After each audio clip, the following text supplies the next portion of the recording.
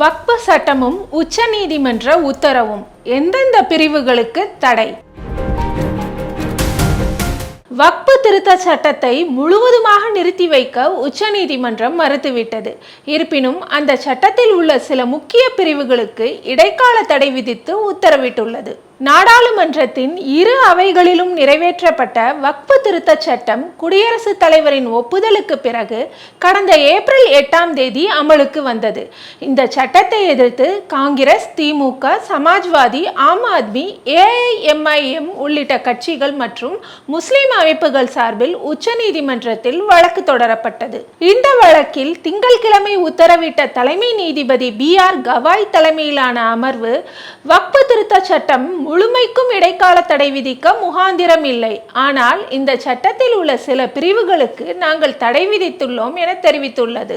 அதன்படி வக்ஃபுக்கு சொத்து அளிக்க 5 ஆண்டுகள் கட்டாயம் முஸ்லிம் மார்க்கத்தை கடைபிடித்திருக்க வேண்டும் எனும் விதிக்கு தடை விதிக்கப்பட்டுள்ளது. வக்ஃப் நிலத்தை அரசு நிலம் என்ற ஒரு குற்றச்சாட்டு எழுந்தாலே உரிய அதிகாரி அறிக்கை அளிக்கும் வரை அல்லது அரசு முடிவெடுக்கும் வரை அந்த சொத்தை பறிக்கும் அதிகாரத்துக்கு தடை விதிக்கப்பட்டுள்ளது. அதேபோல் நீண்டகால மத பயன்பாட்டின் அடிப்படையில் வக்ஃப் சொத்துகளாக கருதப்படும் சொத்து தொடர்பாக வக்ஃப் பயனர் என்பதை நீக்கும் மாவட்ட ஆட்சியருக்கான அதிகாரத்துக்கு தடை விதிக்கப்பட்டுள்ளது.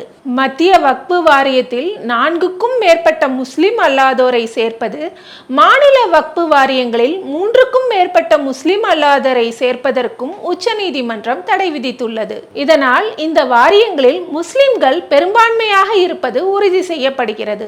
உச்சநீதிமன்றத்தின் இந்த உத்தரவை வரவேற்றுள்ள முதல்வர் ஸ்டாலின், ஒன்றிய பாஜக அரசு அரசியலமைப்பு சட்டத்துக்கு எதிராக சட்டவிரோதமாக செய்துள்ள திருத்தங்களை நீக்குவதை நோக்கிய முக்கிய நகர்வாக உச்சநீதிமன்ற உத்தரவு அமைந்துள்ளது.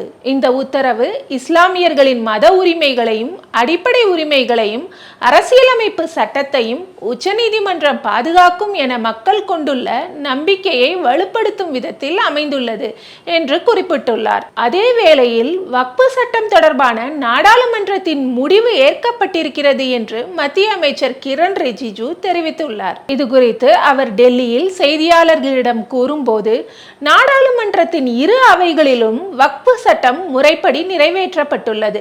இந்த சட்டம் தொடர்பான உச்சநீதிமன்றத்தின் தீர்ப்பை வரவேற்கிறேன். நாடாளுமன்றத்தின் முடிவு ஏற்கப்பட்டிருக்கிறது.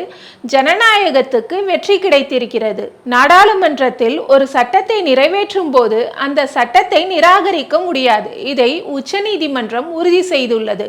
உச்சநீதிமன்றத்தின் உத்தரவு முழு திருப்தி அளிக்கிறது என்று தெரிவித்துள்ளார். இதனிடையே காங்கிரஸ் பொதுச் செயலாளர் ஜெய்ராம் ரமேஷ் கூறும்போது, உச்சநீதிமன்றத்தின் உத்தரவை வரவேற்கிறோம். இந்த உத்தரவு நீதி, சமத்துவம், சகோதரத்துவத்தை உறுதி செய்திருக்கிறது என்று தெரிவித்துள்ளார். காங்கிரஸ் மூத்த தலைவர் பவன் கெரா கூறும்போது, கடந்த 11 ஆண்டுகளாக நாடாளுமன்றத்தில் எவ்வித விவாதமும் இன்றி மசோதாக்கள் இயற்றப்படுகின்றன என்றார். காங்கிரஸ் MP இம்ரான் கூறும்போது, வக்ஃப் சட்டத்தை எதிர்த்து நாங்கள் உச்சநீதிமன்றத்தில் வழக்கு தொடர்ந்தோம்.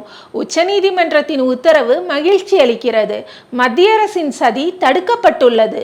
உச்சநீதிமன்ற உத்தரவு மத்திய அரசுக்கு கடும் அதிருப்தியை ஏற்படுத்தியுள்ளது என்று தெரிவித்துள்ளார்.